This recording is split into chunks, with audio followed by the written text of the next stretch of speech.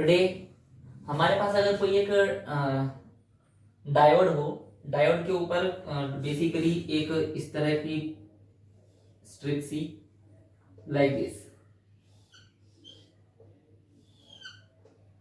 इससे दो वायर्स निकले हुए हों और इस पर कुछ कलर आपने देखे हुए बने हुए होते हैं कुछ इस तरह से like this, red, brown, yellow और सपोज यहाँ गोल्ड। तो इस तरह के जो रेजिस्टेंस होते हैं उन्हें कार्बन रजिस्टर कहा जाता है, कार्बन रजिस्टर।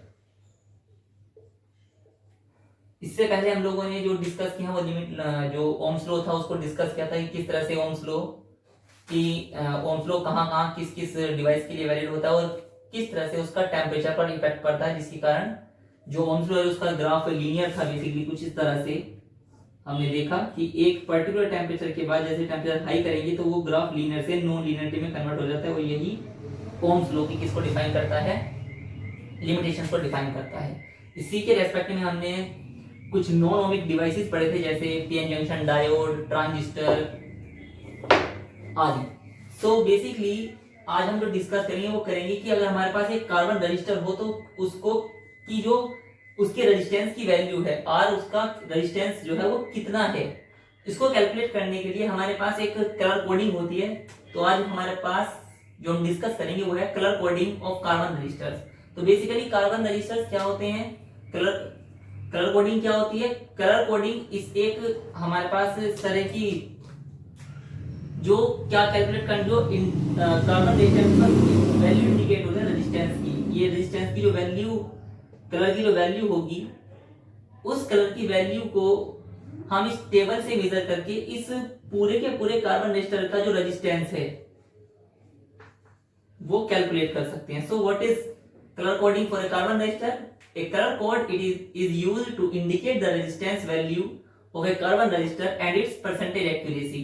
क्यों? क्योंकि जो हमारे पास रेजिस्टेंस होते हैं उसमें कुछ ना कुछ वेरिएशन होता है। टॉलरेंस मींस कितने ज्यादा कितना कम उसमें चल जाएगा। सो दिस इज द टॉलरेंस। अब इसको जैसे हमारे पास सपोज ये कार्बन रजिस्टर है, इसको कैलकुलेट करने के लिए हमारे पास इसका रेजिस्टेंस कैलकुलेट करना है कि कार्बन रजिस्टर का रेजिस्टेंस एक्चुअल में कितना होगा। सो यहाँ पर आर रेड, इसको कंप्लीट कर लेते हैं, red, blue, suppose yellow and gold. Suppose मेरे पास ये है तो जो स्टार्टिंग के तीन है आप उसके देखें किस तरह से हम उसको यूज कर सकते हैं। First one is red, red का नंबर आप देखें, रेड का नंबर है 2। इसके रेस्पेक्ट में जो ब्लू है, ब्लू का नंबर आप देखें, ब्लू का नंबर है 6। तो आप जो स्टार्टिंग के दो कलर हैं उनको तो आप ऐसा लिख लेंगे नंबर्स के साथ। उसके बाद जो तीसरा होगा उसको आप मल्टीप्लायर में लिखेंगे 10 के। अब येलो का मल्टीप्लायर आप देखें, येलो का मल्टीप्लायर है 10 की पावर 4। सो हियर 10 की पावर 4 एंड प्लस माइनस, क्योंकि यहाँ पर जो हमारे पास टॉलरेंस है, यहाँ पर जो कलर है वो गोल्ड है और जो गोल्ड का टॉलरेंस है वो कितना लिया जाएगा, plus minus 5%। So this is the resistance of this carbon register.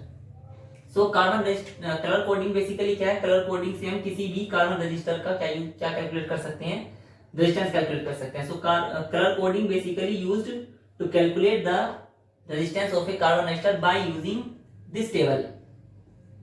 एक दो एग्जांपल्स की और ले लेते हैं। सपोज दैट हमारे पास अब कुछ इसमें चेंज आ जाता है, या ये कहा जाए कि हमारे पास एक रेजिस्टेंस है, रेजिस्टेंस वैल्यू 26 इंटू और 10 इंटू 10⁵ प्लस माइनस 20%। ये हमारे पास एक रेजिस्टेंस की वैल्यू है। इससे हमें बताना है कि जो कार्बन रजिस्टर होगा उसके पास कौन कौन से कलर होंगे। सो 1 नंबर किसका है, this is brown. Second number is 0, so this is black. Third number is 10⁵. 10⁵ means green. So, and this is no color, यानी strip. So this जो हमारे पास कार्बन रजिस्टर होगा उसके पास ये कलर्स होंगे। थर्ड वन हम एक और एग्जांपल और कर लेते हैं इसके। सपोज दैट ये कार्बन रजिस्टर है like this, and these are the strips like this. Here suppose it is gray, this one is violet, and this one is suppose that orange. Now what is the resistance of this? So resistance calculate करने के लिए R equal to first one grey का number 8, sorry violet का number 7. Now multiplier of orange, multiplier of orange is 3 10 की power 3 plus minus, यहाँ पर कोई strip नहीं है तो नो कलर मानेंगे और इसके लिए हम टॉलरेंस कितना यूज करेंगे 20, so plus minus 20%. So simply जो रेजिस्टेंस है हमारे पास उसको कैलकुलेट करने का जनरल तरीका क्या हो गया, जो हमारे पास स्टार्टिंग के दो नंबर्स हैं चलो रखिए उनको ऐसा रखेंगे इनटू जो तीसरा नंबर होगा उसको किसकी परसेंट, उसको किस में लिखेंगे 10 की पावर में एंड प्लस माइनस टॉलरेंस जो भी होगा. तो इस तरह से हम किसको कैलकुलेट कर सकते हैं, किसी भी गिवन रजिस्टर के रेजिस्टेंस को कैलकुलेट किया जा सकता है बाय यूजिंग दिस टेबल. इसको याद करने के लिए आप क्या थोड़ा सा याद कर लीजिए कि इसको किस तरह से याद किया जा सकता है. सबसे पहले इसी को ऐसे लिख लेते हैं बी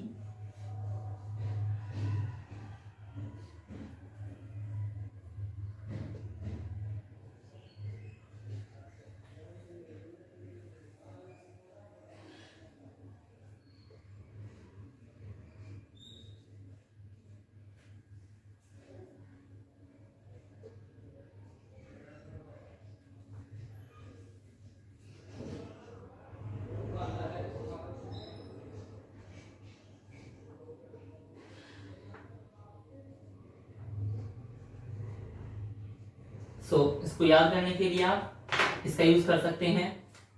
बीबी Roy great Britain very good wife. Great इसका जी, ब्रिटेन का बी, वेरी का वी, गुड का जी, अगेन वाइफ का W.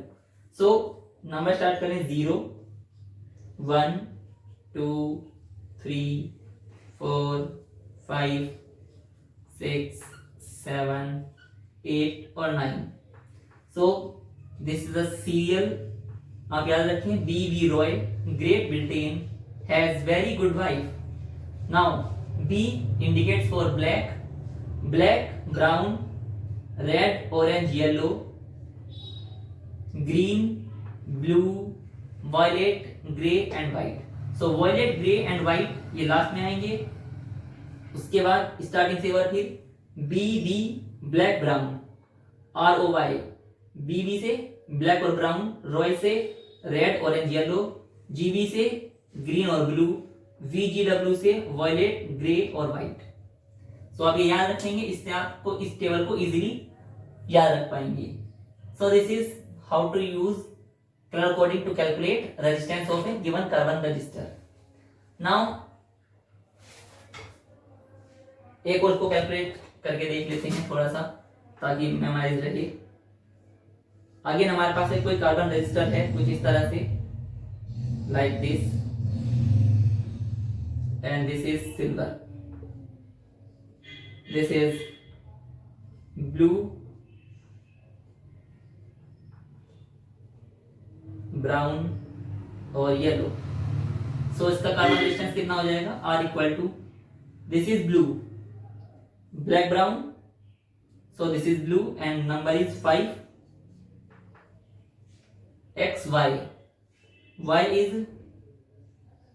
brown black brown, number is 1 into 10 to the power yellow, yellow is 4, so 10 to the power 4 plus minus tolerance silver and the silver tolerance is 10%. so this is the resistance of given carbon resistor. so इसके base पर हम किसी भी carbon register के resistance को easily calculate कर सकते हैं.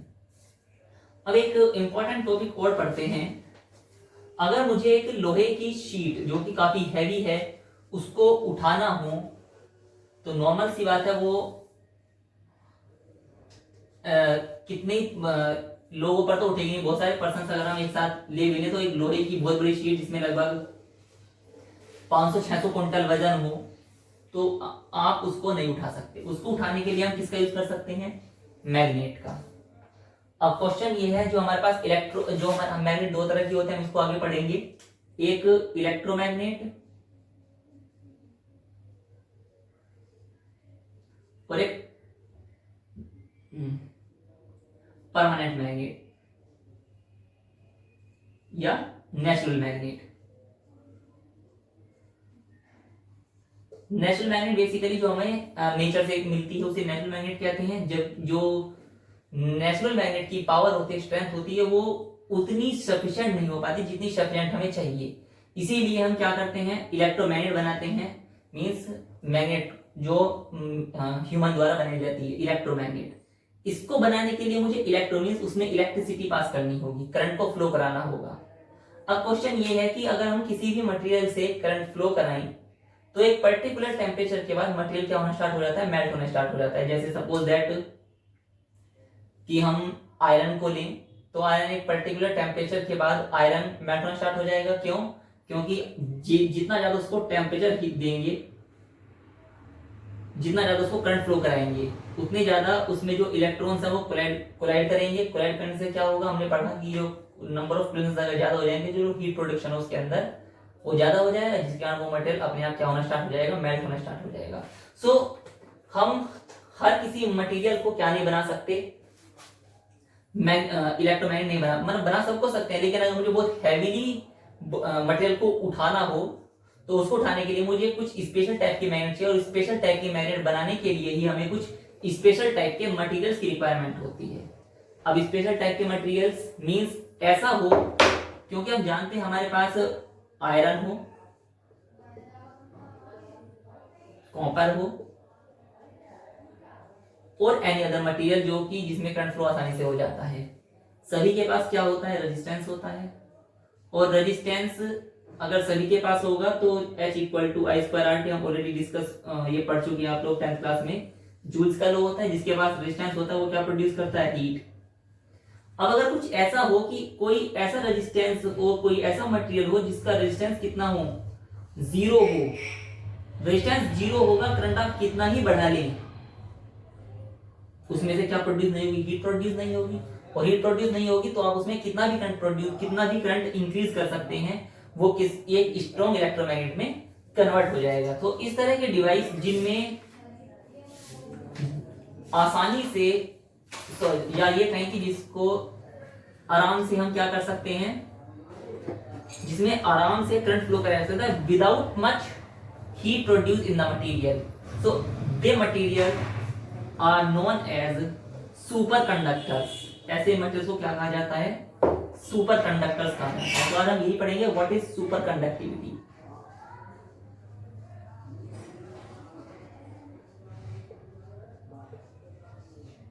सुपर कंडक्टिविटी क्या होती है? कुछ कंडीशंस है सुपर कंडक्टिविटी के लिए। पहली तो यही जो अभी हमने डिस्कस की कि जो सुपर कंडक्टर्स होते हैं वो इस तरह के होने चाहिए कि जो उनका रेजिस्टेंस है वो क्या हो? बहुत कम हो, या जो आइडियल होंगे उसके लिए 0 होगा, बट ये कह सकते हैं ये सुपर कंडक्टर्स हैं उनके लिए जो रेजिस्टेंस है वो 0 के बराबर हो। अब ऐसा कैसे हो सकता है? तो ऐसा इस तरह से हो सकता है, हमारे पास अगर कोई एक मटेरियल है, कुछ सर्टेन मेटल्स और अलॉयज,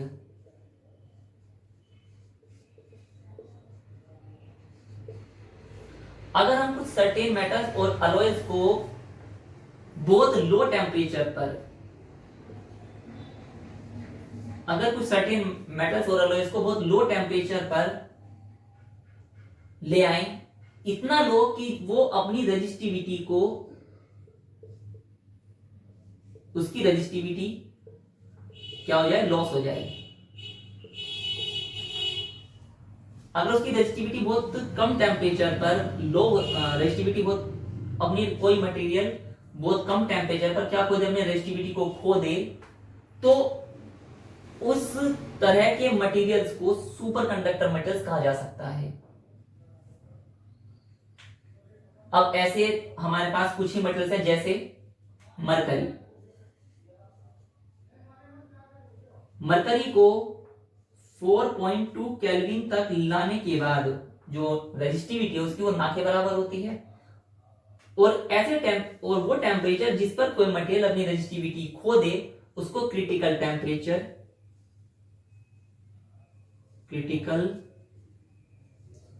टेम्परेचर या ट्रांजिशन टेम्परेचर कहा जाता है।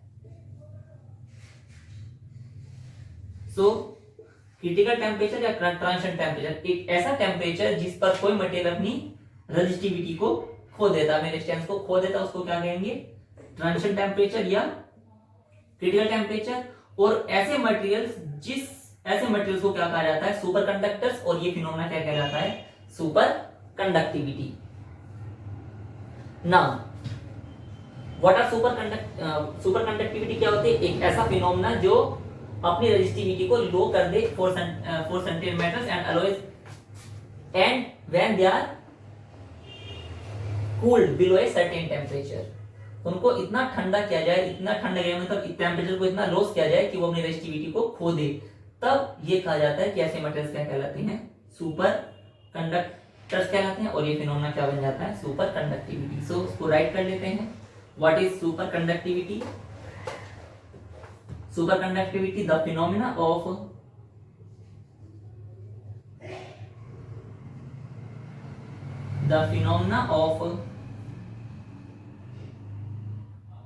complete loss of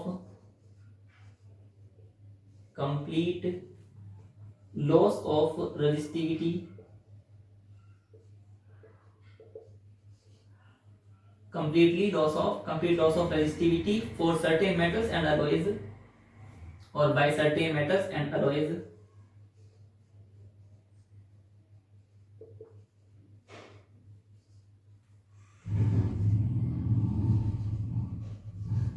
when they cooled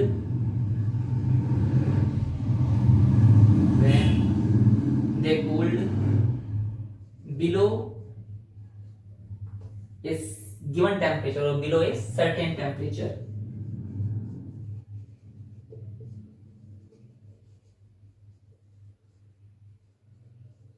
Is called resistivity,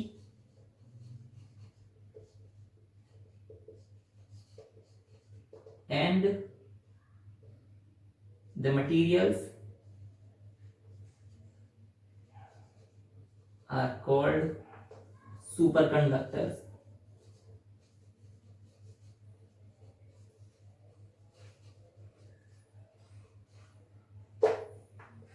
So what is superconductivity? Basically it is a phenomena of complete loss of resistivity by certain metals and alloys when they cool below a certain temperature is called superconductors, or are called superconductors, are called superconductivity.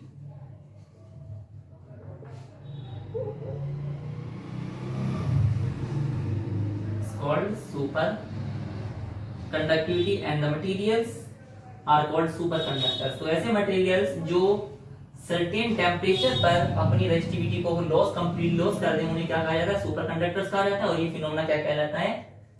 superconductivity. The temperature at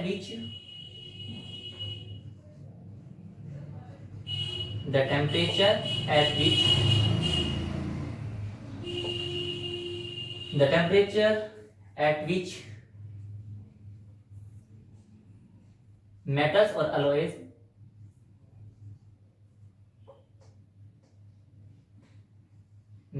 or alloys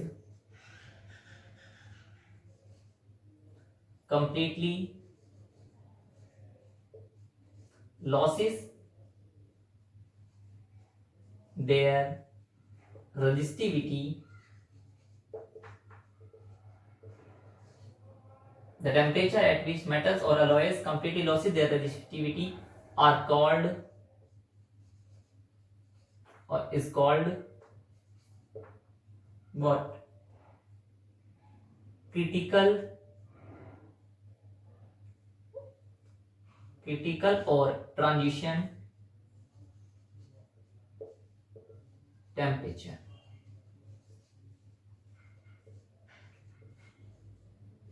for example mercury, the critical temperature of mercury is 4.2 Kelvin and that temperature mercury becomes a superconductor। Graph exam में पूछ लिए जाते हैं इसके। सो this is temperature in kelvin and this is resistance R।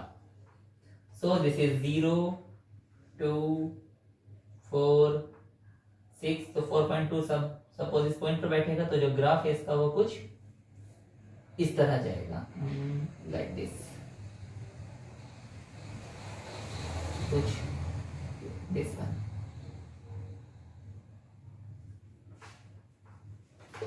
This is the graph. ये इसका जो resistance है लगभग जो रेजिस्टेंस है इसका वो 0.08 ओम के आसपास होगा, जो कि लगभग ना के बराबर ही है। सो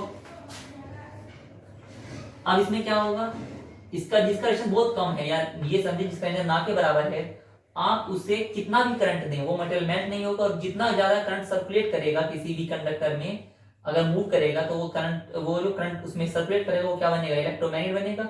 वो उसको आराम से ऊपर उठा सकता है और किसी भी प्लेस पर छोड़ सकता है। क्यों? क्योंकि इलेक्ट्रोमैग्नेट है। इलेक्ट्रोमैग्नेट बेसिकली एक तरह की मैग्नेट मैग्नेट होती है जिसको अपने अकॉर्डिंग क्या किया जा सकता है, मैग्नेटाइज और डिमैग्नेटाइज किया जा सकता है। तो आप ये याद रखें, सुपर कंडक्टर्स क्या होते हैं, वो ऐसे कुछ सर्टेन मेटल्स और अलॉयज जिसमें एक पर्टिकुलर टेम्परेचर पर कोई मटेरियल अपनी कंडक्टिविटी को या कोई मटेरियल अपनी रेजिस्टिविटी को कंप्लीटली क्या कर दे, खो दे, उसको क्या कहेंगे, सुपर कंडक्टिविटी। और जिस टेम्परेचर पर ये सब घटनाएं घटती हैं, जिस टेम्परेचर पर ये सभी घटनाएं घटती हैं, उस टेम्परेचर को क्या कहा जाता है, क्रिटिकल या transition temperature. So these are two things। Super conductivity क्या होती है और क्रिटिकल या ट्रांजिशन टेम्परेचर क्या होता है।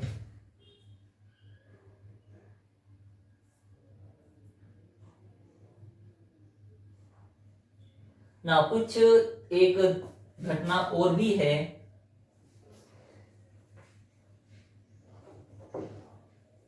अगर हम इन्हीं कंडक्टर्स को एक मैग्नेटिक फील्ड में रखें,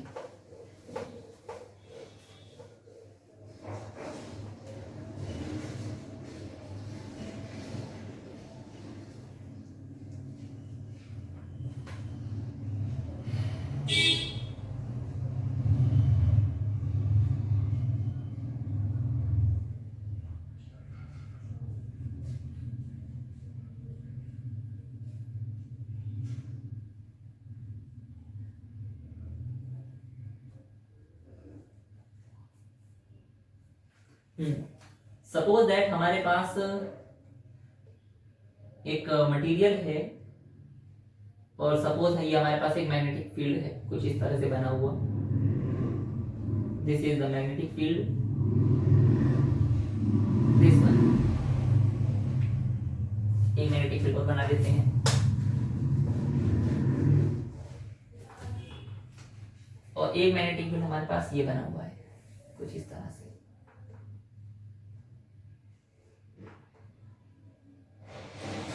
Like this।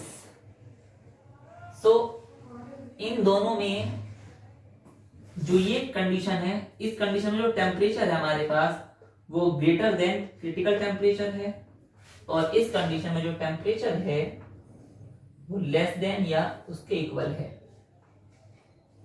क्रिटिकल टेम्परेचर के। तो क्या होगा,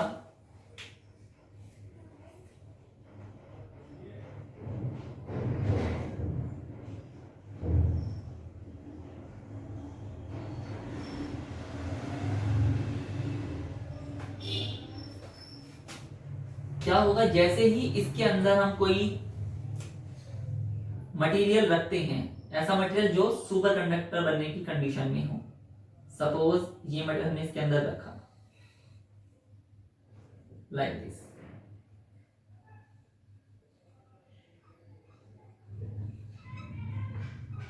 सो दिस इज सुपर कंडक्टर। तो क्या होगा, इस मटेरियल के अंदर से मैग्नेटिक फील्ड लाइंस पास नहीं होंगी।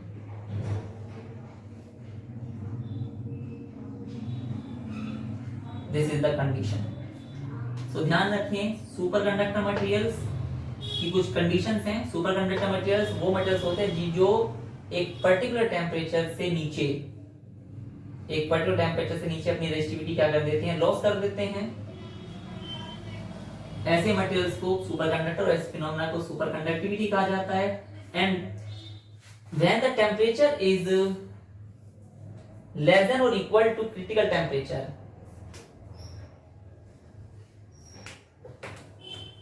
then how it behaves like this. So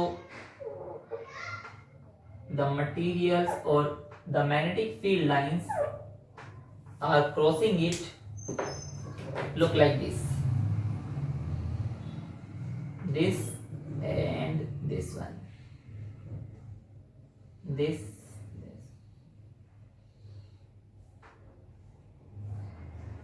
तो उस कंडीशन में इसका बिहेवियर कुछ इस तरह होगा। तो याद रखें, अगर टेम्परेचर जो है वो क्रिटिकल टेम्परेचर से बहुत ज्यादा है तो इस तरह का बिहेवियर होगा, और अगर जो टेम्परेचर है वो क्रिटिकल टेम्परेचर से बहुत छोटा हो जाता है, मतलब जो हमारा टेम्परेचर है वो बिलो हो जाता है, तो क्या होगा, उस कंडीशन में जो मैग्नेटिक फील्ड लाइन है वो उसके साइड से निकल जाएंगी कुछ इस तरह से।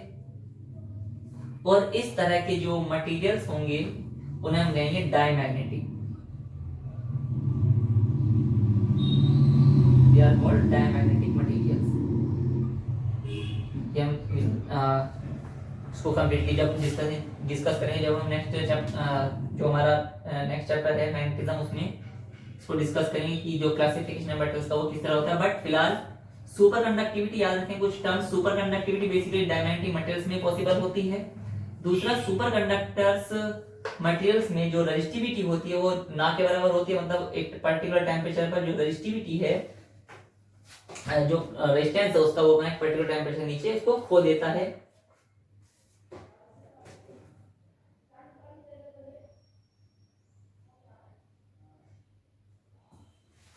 एंड ये अगर कोई मटेरियल इस तरह का बिहेवियर शो करता है तो उसे क्या कहा जाता है, मेसनर इफेक्ट।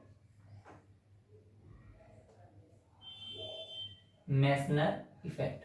तो मेसनर इफेक्ट क्या होता है, अगर मैग्नेटिक फील्ड लाइंस एक्सपल्शन करने लगे, मींस इससे दूर जाने लगे, तो इस तरह की जो ये जो फिनोमेना घटित होता है, फिनोमेना किसमें होता है, इस फिनोमेना का नाम है मेसनर इफेक्ट। तो ध्यान रखें, सुपर कंडक्टिविटी से जुड़ी कुछ टर्म्स हैं। सुपर कंडक्टिविटी क्या होती है, दोबारा रिकॉल कर लेते हैं। सुपर कंडक्टिविटी एक ऐसा फिनोमेना है जिसमें कोई मेटल और अलॉय अपनी रेजिस्टिविटी को कंप्लीटली लॉस कर दे। कंप्लीटली लॉस करने से क्या होगा, उसका रेजिस्टेंस अगर जीरो हो जाएगा तो जो उसके अंदर हीट प्रोड्यूस होगी वो जीरो के बराबर होगी, जिसके कारण उस मटेरियल को बहुत आराम से स्ट्रॉन्गली मैग्नेट में कन्वर्ट किया जा सकता है और किसी भी हैवी मेटल शीट को उठाने के लिए। तो सुपर कंडक्टिविटी क्या है, एक फिनोमेना जिसमें कोई मेटल अपनी रेजिस्टिविटी को कंप्लीटली लॉस कर दे। दूसरा, जिस टेम्परेचर पर इस रेजिस्टिविटी को लॉस करेगा उस टेम्परेचर का नाम क्रिटिकल और ट्रांजिशन टेम्परेचर। तीसरा, इस तरह के मटेरियल्स में इस तरह का मैग्नेटिक फील्ड लाइन शो होता है, मींस वो जो मैग्नेटिक फील्ड है उसको एक्सपेल करते हैं, बाहर की तरफ फेंकते हैं, और इस फिनोमेना को जो जिसमें मैग्नेटिक फील्ड लाइन बाहर की तरफ को पुशअप की जाती हैं, उस फिनोमेना को क्या कहा जाता है, मेसनर इफेक्ट कहा जाता है। कुछ टर्म्स हैं, कुछ चीजें हैं जो आपको याद होनी चाहिए। कुछ मेटल्स हैं जो इस तरह की फिनोमेना शो करते हैं, जैसे Hg, Pb2Au, ये दो ही चीज याद रखिए आप। इसका टेम्परेचर हमने पढ़ा 4.2 kelvin and the temperature is 7.0 kelvin. ये दो मेटल्स आप याद रखें, दो इसमें और दे रखे हैं, बट ये थोड़े से ज्यादा लेंथी से हैं। बट सो बेसिकली जो एग्जाम में पूछा जाता है ग्राफ, वो बेसिकली मरकरी से ही पूछा जाता है। मरकरी क्या है और किस टेम्परेचर पर ये सुपर कंडक्टर में कन्वर्ट होता है, और इसका ग्राफ आप शो कीजिए। Now what are the applications of super conductivity. इसकी कुछ एप्लीकेशंस भी लिख लेते हैं। एप्लीकेशंस, सो पहले एप्लीकेशन तो हम डिस्कस ही कर चुके हैं इसकी कि जो सुपर कंडक्टर्स हैं वो हाई मैग्नेटिक फील्ड के लिए यूज होते हैं, for produce high magnetic field, producing high magnetic field. Second, जो क्वांटम कंप्यूटर्स होते हैं, जो हाई स्पीड कंप्यूटर्स होते हैं, हाई स्पीड कंप्यूटर्स क्योंकि जब हाई स्पीड से मूव करेंगे तो उसको ठंडा करने के लिए हमें कुछ ऐसे मटेरियल्स की रिक्वायरमेंट होगी जो हीट प्रोड्यूस ना कर सके। तो ये किसमें यूज हो सकता है, for high speed computers.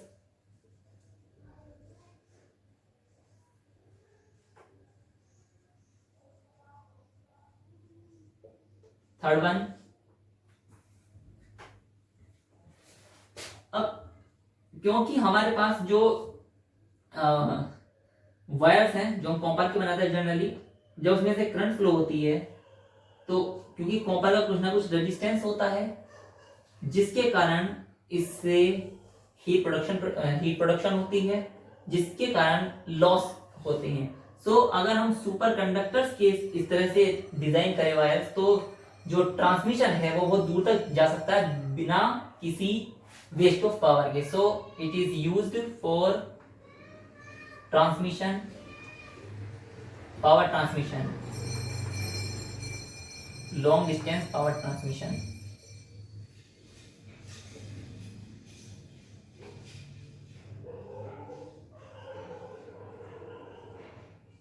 Long distance power transmission without much loss,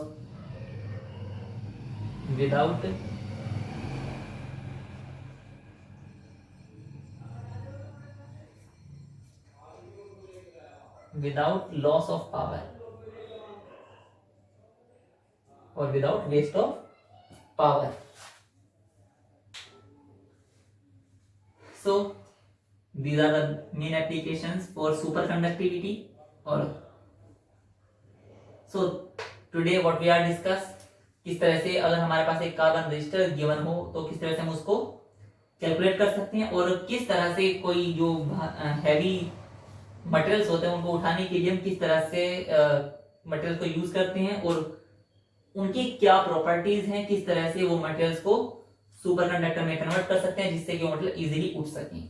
so today ये जो नेक्स्ट लेक्चर है उसमें हम ऑलरेडी डिस्कस 10th में कर चुके होते हैं कि रेजिस्टेंस को सीरीज में लगाएं, पैरेलल में। So in the next lecture we are discussing series and parallel resistance. Thank you.